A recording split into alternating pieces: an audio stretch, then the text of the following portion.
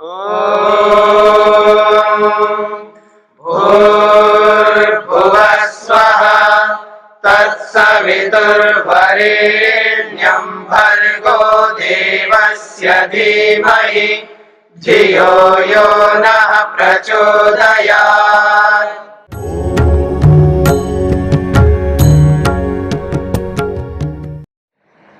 ठीक है, तो यही बात यहाँ पर कही जा रही है कि न तथा सा उपराग, वो उपराग वैसा नहीं है जैसे गूढ़ल का फूल और क्रिस्टल का है। फिर कैसा है? पुरुषस्य चेतनत्वात्, आत्मा तो चेतन है, सो अभिमन्यते, वो केवल मान रहा है, तब उपरागम, उस उपराग को मान रहा है, अतः सो अभिमान, इसलिए इसको अभिमान कहते हैं, इसलिए इसको उपराग कहते हैं। सूत्रार्थ,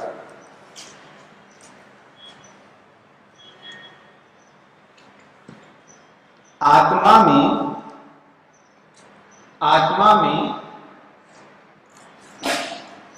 भौतिक पदार्थों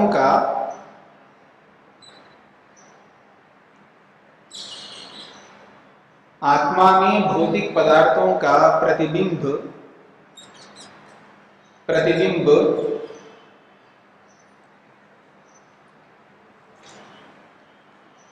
उस प्रकार से नहीं पड़ता, प्रतिबिंब उस प्रकार से नहीं पड़ता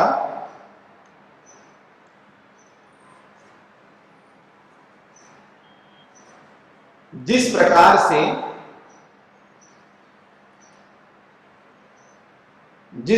से जपा कुसुम के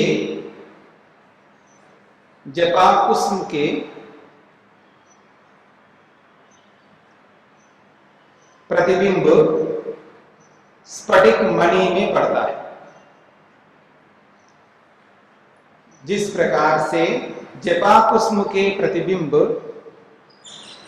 स्फटिक मणि में पड़ता है।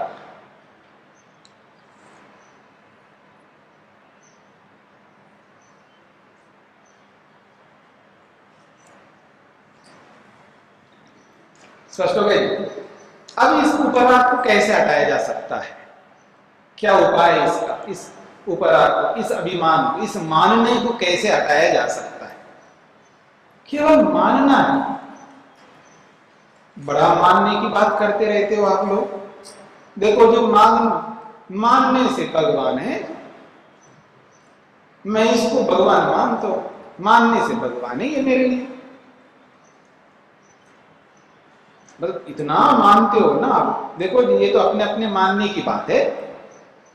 बोलता है ना आदमी, क्या बोलता है आदमी? देखो जी, ये तो अपने अपने मानने की बात है। बहुत बड़ा फिलोसोफर है ये। ये तो ये अपने अपने मानने की बात है। जिसको आप भगवान मानो उसके लिए वो भगवान है। भाई इतने भगवान हो गए क्या? जो जैसा माने उसके लिए वैसा भगवान बदल जाए। मतलब क्या आदमी में इतना पावर, इतना सामर्थ्य, इतनी शक्ति है कि वो भगवान को जैसे चाहे वैसे बना ले। हाँ, सोचो आप। मतलब भगवान किसी भी शेप में वो कर लेगा। मैं भी भगवान को तो ऐसा मानता हूं, इस शेप में। ठीक है जी? किस शेप में?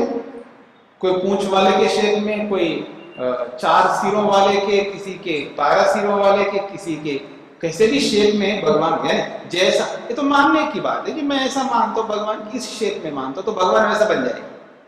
और दूसरा दूसरे शेप में मान तो उसका वैसा बन जाएगा। कमाल है, क्या शक्ति है आपके अंदर। आप जैसे चाहे वैसे भगवान को बना लेते हो, बदल देते हो।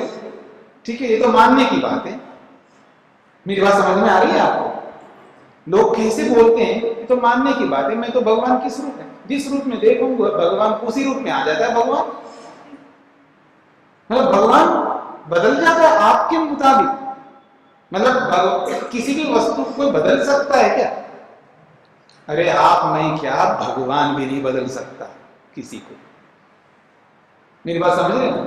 क्या भगवान इस पूरे ब्रह्मांड को चेतन बना देगा? मिट्टी को भगवान चेतन बना देगा क्या? भगवान भी नहीं कर सकते। उसका स्वभाव मिट्टी का जड़ स्वभाव है, तो जड़ स्वभाव ही रहे। उसको भगवान भी नहीं बदल सकता। और आप चेतन है, तो आपके चेतन स्वभाव को भगवान बदल करके आपको जड़ नहीं बना सकता। तो जिस वस्तु का जैसा स्वभाव अनादिकाल से है, वो अनादिकाल तक वैसा ही रहेगा। उसको ना भगवान बदल सकता, ना आप मैं बदल सकते, ना कोई साइंटिस्ट, कोई वैज्ञानिक बदल सकता, कोई नहीं बदल सकता। वस्तु के स्वभाव को कोई नहीं बदल सकता। इसलिए भगवान का स्वरूप एक ही है, जैसा भी होगा, और उसको कोई बदल नहीं सकता। वो उसी स्वरूप में रहेगा। आपके सोचने से, मेरे सोचने से उसके स्वरूप में कोई बदलाव नहीं होने वाला। जैसा उसका स्वरूप है वैसे ही रहेगा। एक बात। दूसरी बात क्या है, ये जो मानना है ना, ये मानना प्रमाण पूर्वक होता है। देखो जी, मैं तो ऐसा मानता हूं, ठीक है जी, आप ऐसा मानते, तो इस ऐसे मानने के पीछे कोई प्रमाण तो हो। आपके ऐसे मानने के पीछे प्रमाण नहीं है, तो आपके ऐसे मानने का मतलब व्यर्थ है। दुख पाओगे, आप दुख उठाओगे, क्योंकि मानने के पीछे कोई प्रमाण तो होना चाहिए ना। बिना प्रमाण के आपके मानने से क्या फायदा है, कोई लाभ ही नहीं। क्योंकि जिसको आप मान रहे हो उसके पीछे प्रमाण होना चाहिए, और प्रमाण याद रखना, प्रमाण होता है। अब प्रमाण को प्रमाण बनाओगे तो खंडित हो जाएगा, और जब खंडित होता है वो प्रमाण नहीं होता। याद रखना, वो तर्क हो सकता है, क्योंकि एक तर्क से दूसरा तर्क खंडित हो सकता है, लेकिन प्रमाण दूसरे प्रमाण से खंडित कभी नहीं हो सकता। ये याद रखना। अगर वो आप जिसको प्रमाण मान रहे हो और वो खंडित हो रहा हो, इसका मतलब वो प्रमाण नहीं है। अथवा प्रमाण है तो आप उसको खंडित करवा रहे हो, इसका मतलब आपके अंदर सामर्थ्य नहीं है उस प्रमाण को प्रमाण के रूप में प्रस्तुत करने का। मेरी बात समझ रहे हैं? जैसे कोई आदमी कोर्ट में जाता है, दो पक्ष होते हैं, तो दो में से कोई तो एक पक्ष सत्य हो सकता है ना। मेरा पक्ष सत्य है, तो सत्य के लिए तो लड़ना पड़ेगा, उसको जिताना पड़ेगा। सत्य अपने आप में जीत नहीं सकता, ठीक है ना। ऐसे ही प्रमाण भी एक सत्य है। मेरी बात समझ रहे हैं ना? प्रमाण भी तो एक, जैसे वो सत्य है वैसे प्रमाण सत्य है। तो प्रमाण अपने आप नहीं जीतता, प्रमाण को जिताना पड़ता है। तो यदि आपके पास प्रमाण है तो आप जिता पाओगे, और आपके अंदर प्रमाण को जिताने का सामर्थ्य नहीं है तो भी नहीं जिता पाओगे। आप कितने ही प्रमाण आप लेकर के बैठे रहेंगे, ये भी याद रखना। जी मेरे पास प्रमाण है जी, मैं सच्चा हूं और मेरे में कोई दोष नहीं है क्योंकि मेरे पास प्रमाण है, तो ठीक है, उस प्रमाण को अब सिद्ध करना पड़ेगा, उसको प्रकट करना पड़ेगा, उसको स्थापित करना पड़ेगा। और कोई उसका खंडन करे तो उसको खंडन नहीं होने देना, खंडित होने नहीं देना, तब आपका प्रमाण प्रमाण माना जाएगा। इसलिए प्रमाण को भी जिताना पड़ता है, व्यक्ति सत्य को भी जिताना पड़ता है। जैसे सत्य को जिताना पड़ता है वैसे प्रमाण को जिताना पड़ेगा। अगर कोई प्रमाण खंडित हो रहा है, यह तो प्रमाण नहीं है, अथवा आप उसको सिद्ध नहीं कर पाए, या तो आप में दोष है या उस प्रमाण में दोष है। यदि वास्तव में प्रमाण है तो प्रमाण कभी खंडित नहीं हो सकता, ये नियम है। तो यहां ये बात कही जा रही है, ध्यान धारण अभ्यास वैराग्यादि भी तन्निरोध। बहुत बड़ी बात कही जा रही है। ये जो अभिमान है, ये जो मानना है, इसको कैसे हटाया जाए, इसको हटाने का क्या उपाय है? तो उन्होंने कहा ध्यान करो, धारणा लगाओ, और जो जो आपने व्रत लिए, संकल्प लिए हैं, जो जो आपने सोचा है, उन सब का अभ्यास करो। आदमी सोच करके तो बहुत रखता है, उसका अभ्यास नहीं करता है। हाँ, मैंने सोच लिया है जी मेरे को तो पढ़ना है, तो अभ्यास करो पढ़ने का। छोड़ दोगे तो छूट जाएगा। जैसे पढ़ने का अभ्यास करना है, उठने का अभ्यास करते हैं हम, सोने का अभ्यास करते हैं हम लोग, खाने का अभ्यास करते हैं हम लोग, ऐसे ही अपने लक्ष्य को पाने के लिए जो जो उपाय है उन उपायों का अभ्यास करना पड़ेगा। अभ्यास नहीं करेंगे तो रह जाएंगे।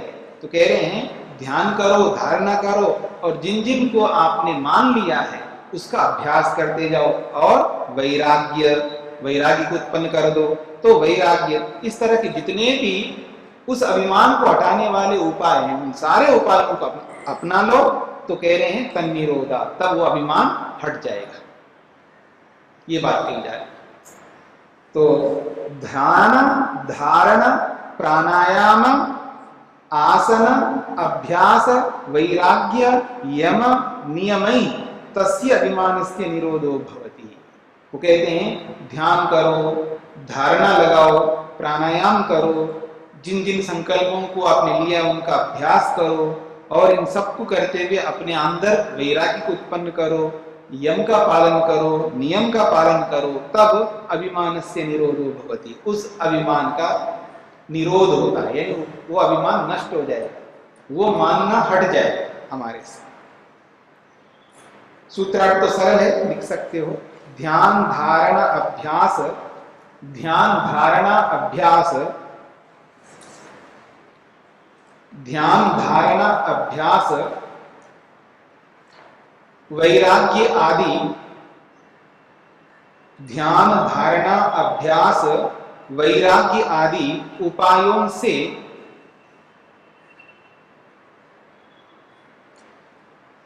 ध्यान धारणा अभ्यास वैराग्य आदि उपायों से उस अभिमान को हटाया जा सकता है, उस अभिमान को रोका जा सकता है।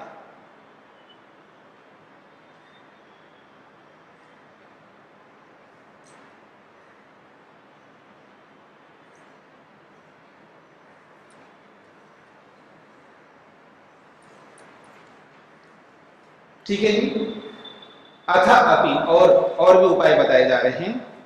लय विक्षेपयोः व्यावृत्ते इति आचार्या, आचार्या कुछ ऐसे आचार्य हुए हैं, कुछ ऐसे ऋषि हुए हैं, उनके मतों को भी महर्षि कपिल रख रहे हैं उनके आदर के लिए। वो कहते हैं लय विक्षेपयोः व्यावृत्ते, लय और विक्षेप इन दोनों के हट जाने से वो अभिमान हट जाता है, ऐसा वो कहना चाहते हैं। तो लय क्या है और विक्षेप क्या है वो समझा रहे हैं। लयो वृत्तीनाम प्रवृत्तीनाम निगूढ़त्वम मूर्छितत्वम निद्रा भाव। लय का मतलब है जो वृत्तियां हैं, जिन वृत्तियों से हम ग्रस्त होते हैं, जो विषय हैं, जिन विषयों से हम ग्रस्त होते हैं, जो संस्कार है, जिन संस्कारों से हम ग्रस्त होते हैं, तो उन वृत्तियों, उन संस्कारों, उन विषयों का जो प्रवर्तन है, जो उनकी प्रवृत्ति है, उस प्रवृत्ति का निगूढ़त्व हो जाएगा, यानी उनकी प्रवृत्ति छुप जाए, उनकी प्रवृत्ति दब जाए। निगूढ़त्व का मतलब दब जाए, यह मूर्छितत्व, वो मूर्छित हो जाए, यह निद्रा भाव, यह निद्रा को प्राप्त हो जाए। बहुत बड़ी बात कही जा रही है। समस्या क्या है, ये जो संस्कार है जब जग जाते हैं ना, हम परेशान होते हैं। संस्कार जग जाते हैं ना तो हम परेशान होते हैं। अगर संस्कार सोए पड़े रहे ना तो हमें कोई आपत्ति नहीं है। समझ रहे मेरी बात? जैसे छोटा सा बच्चा बहुत शैतान है, मतलब बंदर की तरह करता है, सबके नाक में दम कर रखा है, तो वो जब सो जाता है ना, सुकून मिलता है परिवार। अरे अब सो रहा है बच्चा, अब कर लो जो करना है, फटाफट जल्दी जल्दी कर लो, ठीक है ना। बड़ा अच्छा लगता है, आदमी को सुकून मिलता है। नहीं तो पूरे घर को उठा रखा है एक आदमी, मतलब उसको तैयार करना ऐसा है जैसे कि मानो कि बहुत बड़ा जंग लड़ना है। कोई कोई ऐसा बच्चा होता है, उसके लिए दादी भी लगी है, दादा भी लगा है, उसके पिता भी लगा है, उसकी माँ भी लगी है, एक टाई बांध रहा है, एक जूते पहनवा रहा है, एक मतलब उसके स्कूल बैग ला रहा है, एक गाड़ी लगा रहा है, पता नहीं सबके सब लगे उसके लिए। फिर भी वो नाक में दम कर रखा है, कभी जूता फेंकता है, कभी टाई खींच देता है, कभी ये करता है। उसको बड़े मुश्किल से सब लोग पकड़ पकड़ करके तैयार कर करके उसमें टेम्पो में या उस स्कूल वैन में डाल देते हैं। जैसे डालते हैं ना तब उसको आराम मिलता है। अब वहां जाने के बाद ना वो सब सुधर जाता है, क्योंकि वहां ना माँ है ना पिता है, ठीक है ना। चुप तो चुप हो जाएगा, डंडा दिखा तो चुप हो जाता है। स्कूल में बीगी बिल्ली बन करके रहता है बच्चा, जैसे घर पे आते ही शेर बन जाता है। समझ रहे मेरी बात? क्योंकि हमारी समस्या क्या है, हम अनुशासन के समय तो प्यार करने लगते हैं और प्यार के समय अनुशासन करने लगते हैं। ये सबसे बड़ी समस्या है माँ बाप की। मेरी बात समझ रहे? होता क्या है, जब अनुशासन होता है ना, वहां अनुशासन के समय जेलर बनना पड़ता है। जेलर बनने का मतलब नो कॉम्प्रोमाइज। हाँ, जेलर मतलब जेलर। जेलर तो बहुत कठोर होता है, मतलब कठोर आदमी के लिए जेलर का उदाहरण दिया जाता है। तो अनुशासन जब करना हो तब जेलर बन करके रहना होता है, और जहां प्रेम देना हो तब मां बनो, पिता बनो, दादी बनो, सब बनो। अब प्रेम के समय में तो आप नियम लागू करते रहते हो, और जब नियम के समय में प्रेम लागू करते रहते हो। समझ गए नहीं बात? और सब एक नहीं होते, हाँ, एक होकर के नहीं जीते। और बच्चा बड़ा बुद्धिमान होता है, कुशल होता है। ये बात मेरी माँ नहीं मानती, दादी से मनवा लेगा। ये बात दादी नहीं मानती है तो दादा से मनवा लेगा। ये बात दादा नहीं मानता है तो पापा से मनवा लेगा। पापा नहीं मानते हैं तो मम्मी से मनवा लेगा। मम्मी नहीं मानती तो पापा से। इतना घुमाता है वो बच्चा, सबको अपना मतलब सिद्ध करवा लेता है। अब नियम तो नियम है, होना क्या जाए। अब जब दादी के पास जाए तो दादी का कर्तव्य होता है, माँ से पूछा, अब उसको उत्तर देना पड़ेगा। पूछा था तो क्या उत्तर दिया? मना किया, तो ठीक है ना, मना किया ना, माँ जाओ, बस हो गया। और पापा के पास है तो मामा से पूछा, मना किया, घर जाओ। चाहे दादा के पास जाओ, दादी के पास जाओ, किसी के जाओ, एक ने मना कर दिया ना, सब मना, एक रूपता नहीं। क्यों? प्रेम उमड़ता है। प्रेम कहाँ? जब अनुशासन होता है। अरे अनुशासन में प्रेम कहाँ लाता हो? अनुशासन में प्रेम बनता है। अब खाने के समय बैठो तो प्रेम पूरा डालो ना उसके पास में, पूरा परोसो अपना प्रेम, जितना प्रेम परोसना है। तो खाना है, खिलाना है, ग्रोथिंग, शरीर का ग्रोथ करना है उसका, उसको अच्छा खिलाओ पिलाओ, सब प्रेम उमड़ो। जहां प्रेम देना वहां प्रेम दो। अनुशासन में प्रेम क्यों ले आते? रो रहा है, क्या करें? रोने दो। कब तक रोएगा? दिन भर रोने दो, कुछ नहीं होता रोने से। अच्छा है, थोड़ा सांस निकल जाए, उसको बढ़िया बनाओ। छोटा सा बच्चा है, उसको अनुशासन में रखो, सब एक ग्रुप हो जाओ। तो ये जो अभिमान है ये ऐसा ही है, इसको सुला दो। बात वहीं से चलिए ना। जैसे शैतान बच्चे सो जाता है, जिद्दी बच्चे जब सो जाता है तो सुकून मिलता है घर वालों के लिए, ऐसे इस अभिमान को सुला के रखो। हमेशा निद्राग्रस्त रहे, मूर्छित रहे, दवाई रहे, उबरे ही नहीं, तो फिर बहुत सुकून मिलेगा आदमी को।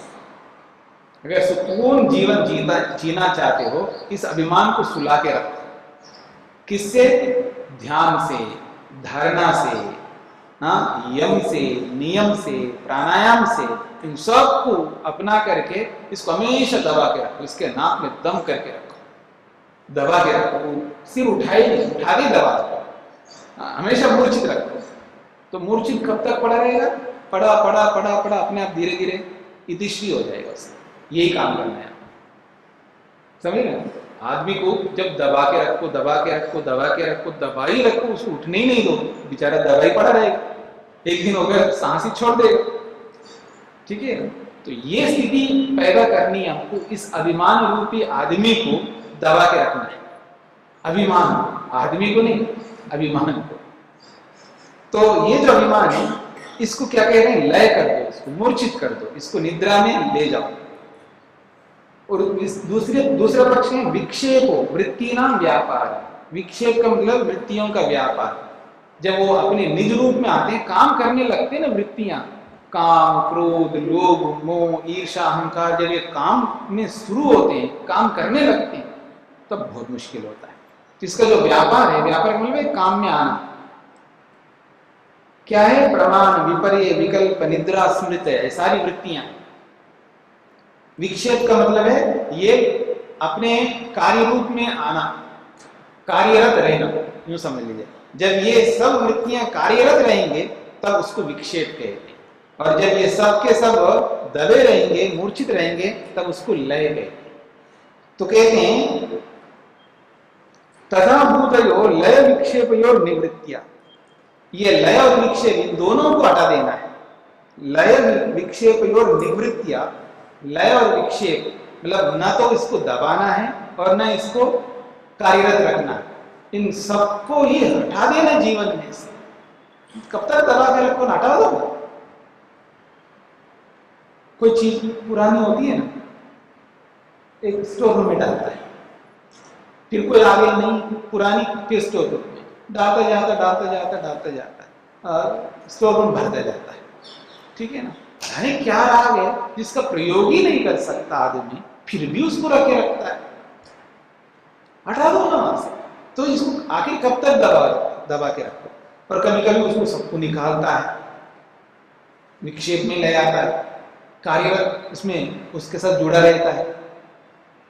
तो ना तो उसको लाना है वापस, ना वहां डालना है, घर से निकालो बस। जो फालतू की चीज है, जो प्रयोग में नहीं आती है, तो घर से निकालो, झंझट समाप्त। ठीक है ना? तो ऐसे कह रहे हैं लय विक्षेपयो निवृत्तिया, इस लय को और विक्षेप को दोनों को ही जीवन से हटा दो, तब तन्निरोध, तभी अपने आप रुक जाएगा। उपराग रूपस्य अभिमानस्य निरोधो भवति, इस उपराग रूपी जो अभिमान है, इसका रुक जाना हो जाता है, इसका हट जाना, निरोध का मतलब हट जाना होता है। इति आचार्य अनेके मन्यन्ते, बहुत सारे ऋषि आचार्य लोग ऐसा ही मानते हैं, इसको जीवन से ही उखाड़ करके फेंक दो, यही बुद्धिमत्ता है। इसको बना के रखो नहीं, जब उखाड़ने की स्थिति नहीं आई है तब आप इसको दबा के रखो, जब उखाड़ने का सामर्थ्य आ जाए तब उखाड़ के फेंक दो, ये इसका अभिप्राय है। तो आइए सूत्रार्थ लिखिएगा। इस लय विक्षेप को थोड़ा विस्तार में कर रहा हूं योग दर्शन के अनुसार। तो प्रसुप्त तनु विच्छिन्न, प्रसुप्त तनु विच्छिन्न, प्रसुप्त तनु विच्छिन्न, प्रसुप्त तनु विच्छिन्न उदार रूपी, प्रसुप्त तनु विच्छिन्न उदार रूपी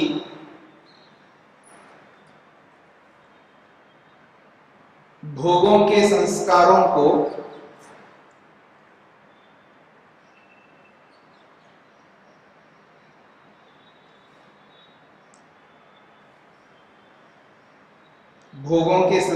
को लय और विक्षेप से सर्वथा हटा देने से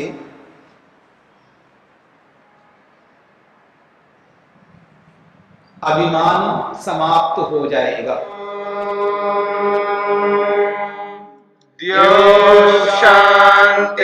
शांतिरंतरिक्षं शांतिर्पृथिवी शांतिरापः शांतिरोषधयः शांतिः वनस्पतयः शांतिर्विश्वे देवाः शांतिर्ब्रह्म शांति सर्वं शांति शांतिरेव शांति क्षमा शांतिरेधि। ओम शांति शांति शांति।